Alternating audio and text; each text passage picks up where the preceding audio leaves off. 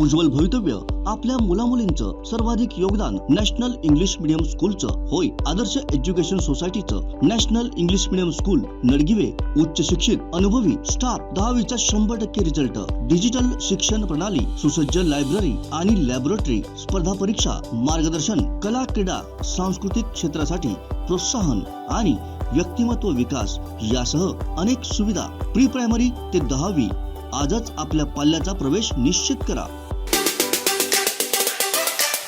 आजच्या दिवसभरातल्या राजकीय घडामोडी घेऊन आलोय। मुंबईमध्ये 2 पवारामध्ये राजकीय युद्ध चालू होतं राष्ट्रवादीचं, आणि राष्ट्रवादीमधलं हे राजकीय युद्ध चालू असताना सिंधुदुर्ग जिल्ह्यामधल्या राजकीय घडामोडी काय आहेत हे पण यामध्ये आपण विश्लेषण करणार आहोत। सिंधुदुर्ग जिल्ह्यातील सगळ्यात मोठी राजकीय घडामोड आहे ती म्हणजे काका कुडाळकर आपल्या समर्थकासह अजितदादा पवार उपमुख्यमंत्री यांची भेट घेण्यासाठी मुंबईला गेले होते।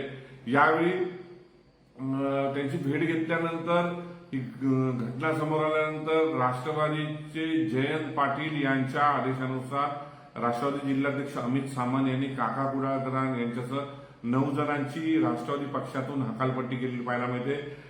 यामुळे जिल्ह्याच्या राजकीय दृष्ट्या याचा काय परिणाम होणार, राष्ट्रवादीची मधील फूट आहे ही अटळ मानली जाते।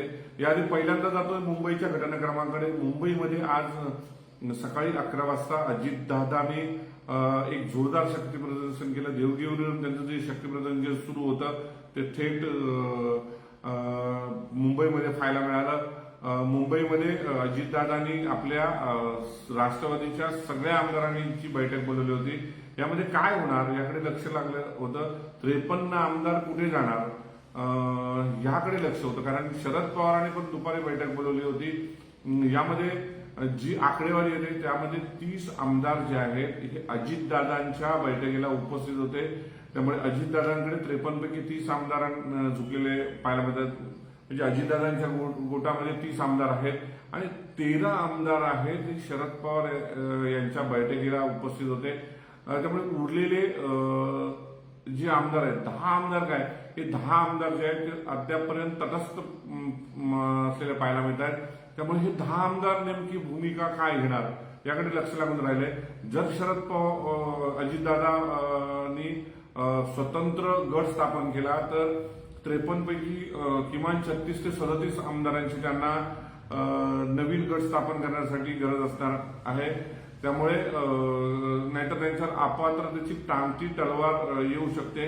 हे टाळण्यासाठी अजितदादांनी आज फार मोठे 3 ते 5 गौप्यस्फोट केलेले पाहायला मिळाले। यामध्ये त्यांनी असं म्हटलंय की 2014 मध्ये जेव्हा आपण भाजपला पाठिंबा दिला होता, यानंतर 2017 मध्ये भाजपला पाठिंबा देण्याचा विषय आलेला होता। मग 2017 मध्ये जर आपण भाजपला पाठिंबा देतो त्यावेळी तो पाठिंबा हा 2019 जर जातीयवादी पक्षाला तुम्ही पाठिंबा देता जर शरद पवारांना वाटत होतं, मग 2019 मध्ये 2 वर्षामध्ये असं नेमकं काय घडलं जे शिवसेना हा जातीयवादी पक्ष वाटला नाही का, हा प्रश्न अजितदादाने उपस्थित केलाय। आणि त्याने असं म्हटलंय माझ्याजवळ 30 आमदारांचा अॅफिडेव्हिट आहे, मी खोटं बोलणार नाही। महाराष्ट्राच्या जनतेने याचा न्यायनिवाडा करावा आणि शरद पवारांना त्यांनी उपरोधिक टोला दिलेला आहे। आता तुमचं 82 ते 83 वर्षाचं वय झालंय, आता तरी तुम्ही गप्प बसा असं उपरोधिक टोले अनेक टोले लगावलेले आहेत। त्यामुळे अप्रत्यक्षरित्या अजितदादांनी शरद पवारांना आपल्या काकांना आव्हान दिल्याचं समोर येतंय। यालाच उत्तर देताना शरद पवारांनी म्हटलंय तुम्ही जातीवादी पक्षाबरोबर जाताय, भाजप सारख्या जातीवादी पक्षाबरोबर जाताय। अजितदादांनी त्याला क्रॉस प्रश्न विचारलाय शरद पवारांना, जर भाजप तुम्हाला जातीवादी पक्ष वाटतोय तर शिवसेना जातीवादी पक्ष नाही का, असा एक टोला लगावला पाहायला मिळतोय। आरोप प्रत्यारोपाने आजच्या संपूर्ण दिवसातल्या राजकीय घडामोडी घडलेल्या पाहायला मिळतात। ज्येष्ठ नेते आणि शरद पवारांचे निकटवर्ती जे अजितदादांच्या गटामध्ये आहेत ते प्रफुल्ल पटेल यांनी शरद पवारांना टोला लगावलेला आहे। तो टोला असा आहे की तुमच्यावर म्हणजे शरद पवार यांच्यावर सगळ्यात जास्त आरोप करणारे, प्रत्यारोप करणारे आणि टीका करणारा शिवसेना पक्ष होता. जास्त सगळ्या टीका ही बाळासाहेब ठाकरेंनी शिवसेना प्रमुख तत्कालीन म्हणजे शिवसेना प्रमुख बाळासाहेब ठाकरेंनी घेतली होती. मग शिवसेनेने तुम्हाला एवढा त्रास दिल्यानंतर तो जो एक जातीय पक्ष तुम्हाला वाटत होता, मग 2019 मध्ये नेमकं असं काय झालं की तुम्ही शिवसेनेसारख्या जातीवादी पक्षाबरोबर गेलात, असा खरा सवाल करत एक शरद पवारांना पिंजऱ्यामध्ये एका कटघऱ्यामध्ये उभं केलेलं पटेलांनी पाहायला मिळते. त्यामुळे जर तुम्हाला शिवसेना जातीवादी पक्ष वाटतोय तर भाजप मध्ये असं काय आहे की आम्ही गेलोय याच्यावर तुम्ही टीका करता. अजून एक शरद पवारांच्या बाबतीत गप्पस्फोट केलेला होता.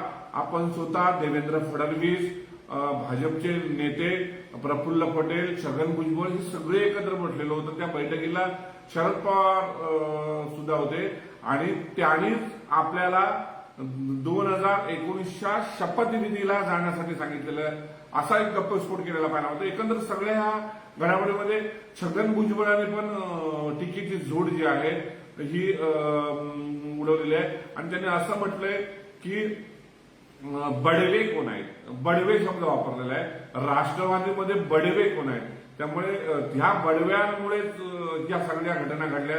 त्यामुळे राष्ट्रवादी मधले बडवे कोण हा प्रश्नचिन्ह जो आहे प्रश्नचिन्ह उभा करत भुजबळांनी एक मोठा गौप्यस्फोट केलेला पाहायला मिळतोय.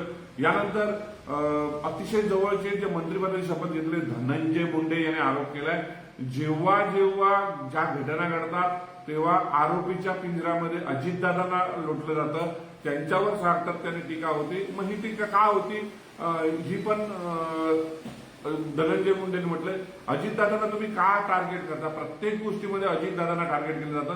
त्यामुळे आजची बैठक ही बैठक संपल्यानंतर अजितदादांनी थेट स्वतः एका लक्झरी बसमध्ये बसत या 30 आमदारांना आपल्या देवगिरी बंगल्यावर घेऊन गेलेले आहेत. यानंतर एका आलिशान हॉटेलमध्ये हे आमदार थांबणार आहेत. त्यामुळे अजितदादांच्या निगराणीमध्ये नजरेखाली 30 आमदार असणार आहेत. यानंतर शरद पवारांनी आज बैठक घेत अनेक राजकीय टोले लगावले. सुप्रिया सुळेने म्हटलंय, याद राखा 83 वर्ष माझ्या वडिलांना तुम्ही त्रास द्याल तर खपून घेणार नाही. म्हणजे सुप्रिया सुळे फुल स्पीडली जे आहे या शरद पवारांच्या बरोबर उतरलेल्या पाहायला मिळत आहेत. आणि या सगळ्या राजकीय घडामोडीमध्ये आज लक्ष होतं मुंबईमध्ये सिंधुदुर्ग जिल्ह्यातील राष्ट्रवादीचे प्रदेश संघटक सचिव जे होते काका कुडाळकर, ते जिल्हा परिषदेचे माजी अध्यक्ष आहेत. काही वर्षापूर्वी त्यांनी राष्ट्रवादीमध्ये प्रवेश केलेला होता. यांच्या नेतृत्वाखाली आणि राष्ट्रवादी युवकचे अध्यक्ष प्रफुल्ल पटेल जे आहेत, प्रफुल्ल सुद्रिक आहेत, या दोघांच्या नेतृत्वाखाली अनेक जिल्ह्यातील राष्ट्रवादीच्या कार्यकर्त्यांनी अनेक पदाधिकाऱ्यांनी आज अजितदादांची भेट घेतली, त्यांचं स्वागत केलं आणि अजित पवारांच्या बंडाला त्यांनी पाठिंबा आणि समर्थन असल्याचं स्पष्ट केलेलं आहे. काका कुडाळकरांनी स्वतः या संदर्भातले काही फोटो जे आहेत सोशल मीडियावर व्हायरल केलेले आहेत. यामध्ये अनेक भाजपचे राष्ट्रवादीचे कार्यकर्ते पाहायला मिळत आहेत. यामध्ये प्रांतिक सदस्य असलेले सावळाराम माणावकर जे राष्ट्रवादीचे ज्येष्ठ नेतृत्व आहे सिंधुदुर्गातून ते हजर होते. हे अनेक सरफराज नाईक असेल, अनेक काका कुडाळकर यांनी अनेक पदाधिकाऱ्यांना घेत थेट मुंबई गाठली. यामुळे काका कुडाळकर हे अजित पवारांच्या खेम्यामध्ये गटामध्ये सामील झाले निश्चित आता समोर येत आहे. ह्या भेटीनंतर हे सगळे फोटो व्हायरल झाल्यानंतर राष्ट्रवादीचे सिंधुदुर्ग जिल्हाध्यक्ष अमित सामंत यांनी काका कुडाळकरांसह 9 जणांची राष्ट्रवादीमधून हकलपट्टी केलेली आहे. राष्ट्रवादी विरोधी कारवाई केल्याबद्दल जे राष्ट्रवादीचे प्रदेशाध्यक्ष आहेत प्रफुल्ल, राष्ट्रवादीचे प्रदेशाध्यक्ष जे आहेत जयंत पाटील, या जयंत पाटील यांच्या आदेशानुसार अमित सामंत यांनी ही हकालपट्टी जी आहे केलेली आहे. आणि अशी हकालपट्टी करताना त्यांनी स्पष्ट केलंय कोणीही राष्ट्रवादी विरुद्ध चुकीच्या पद्धतीने वागत असेल, कोण बंड करत असेल तर शिस्तभंगाची कारवाई केली जाईल असं स्पष्ट केलेलं आहे. या घडामोडीनंतर काका गुडाळकर हे आपल्या कार्यकर्त्यासह ते आज मुंबईहून सिंधुदुर्गच्या दिशेने रवाना झाले आहेत. काका गुडाळकर उद्या कुडाळमध्ये सिंधुदुर्ग जिल्ह्यात दाखल होतील आणि जिल्ह्यात दाखल झाल्यानंतर ते आपली भूमिका आहे ती स्पष्ट करणार आहेत. त्यामुळे काका गुडाळकर उद्या काय बोलतायत याकडे सर्वांचं लक्ष लागून राहिलेलं आहे. विशेषतः प्रफुल्ल सुद्रिक पण जिल्ह्यामध्ये दाखल होत आहेत. आपल्या कार्यकर्त्यासह हे मीडियाशी बोलण्याची शक्यता आहे. त्यामुळे राष्ट्रवादीमध्ये उभी फूट आहे सिंधुदुर्ग जिल्ह्यामध्ये ही अटाळ मानली जाते. काल अर्चना घारेने स्पष्ट केलेलं होतं संपूर्ण जिल्ह्यातील राष्ट्रवादी आहे ही राष्ट्रवादी एकसंघ आहे आणि ती शरद पवारांसोबत आहे असं म्हटलेलं होतं. मात्र असं काही घडलं नाही. ज्या अर्चना घारे परब असतील, जिल्हाध्यक्ष अमित सामंत असतील, याशिवाय सावंतवाडीतील राष्ट्रवादी असेल, वेंगुर्ल्यातील असेल किंवा जिल्ह्यातील राष्ट्रवादी असेल ही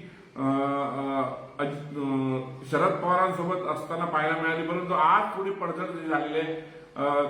अभित नाईक जे कणकवलीचे माजी नगरसेवक आहेत आणि एक खंदे समर्थक पवार कुटुंबियाचे मानले जातात. ही अपेक्षा होती की शरद पवारांसोबत जातील. मात्र त्यांनी ज्यावेळी रविवारी अजितदादांनी जी शपथ घेतली यानंतर त्यांनी फटाके फोडून जल्लोष कणकवलीमध्ये गेलेला आहे. त्यामुळे तिसरं एक नेतृत्व कणकवलीतून म्हणजे जिल्ह्यातलं एक महत्वाचं नेतृत्व अभित नाईक हे अजितदादांबरोबर गेलेले पाहायला मिळतात.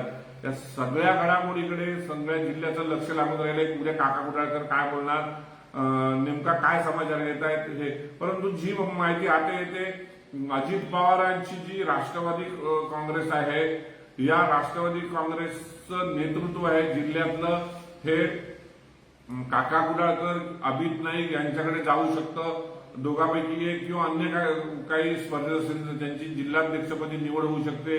प्रफुल्ल सुद्रिक यांच्याकडे युवक सहअध्यक्षपद जाण्याची शक्यता आहे. नेमकी आता उद्या हे भूमिका काय मांडतात हे पाहणं उत्सुकता ठरणार आहे. अजून या दिवसभरामध्ये एक महत्वाची घटना राष्ट्रवादीचे प्रदेशाध्यक्ष नूतन प्रदेशाध्यक्ष झालेले जे सुनील तटकरे आहेत त्या सुनील तटकरेंनी आज सकाळी 11 वाजता मुंबईतील राष्ट्रवादीच्या ज्या अजितदादांनी नवीन कार्यालय सुरू केलं त्या कार्यालयामध्ये त्यात प्रदेशाध्यक्षपदाची सूत्रे ताब्यात घेतली. त्यांचं अभिनंदन उपमुख्यमंत्री अजित पवार असतील, धनंजय मुंडे असतील यासह अन्य नेत्यांनी त्यांचं अभिनंदन केलं पाहायला मिळते. त्यामुळे छगन भुजबळ पण यामध्ये अभिनंदनामध्ये सहभागी झालेले होते. एकंदर या सगळ्या घडामोडी बघताना राष्ट्रवादी मधली ही जी फूट आहे ही आता फूट कशा पद्धतीने अजून जिल्ह्यामध्ये पसरते किंवा व्यापक होतं हे बघणं औत्सुक्याचं ठरणार आहे. त्यामुळे निश्चितच आज राजकीय घडामोडींना वेग आलेला होता. उद्या पुन्हा आरोप प्रत्यारोप होतील. कोण तळ्यात आहेत कोण मळ्यात आहे ते प्रत्यक्षात काही दिवसामध्ये स्पष्ट होईल. परंतु आजच्या दिवसामध्ये अनेक राजकीय घडामोडी घडलेल्या पाहायला मिळतात. मी तेच थांबतोय. तुम्ही बघत राहा फक्त कोकण सात लाईव्ह. आमचे दिवसभरातले सर्व अपडेट्स, ताज्या घडामोडी आणि थेट लाईव्ह पाहण्यासाठी सबस्क्राईब करा, लाईक करा कोकणचं नंबर 1 महा चॅनल कोकण 7 लाईव्हचं YouTube चॅनल.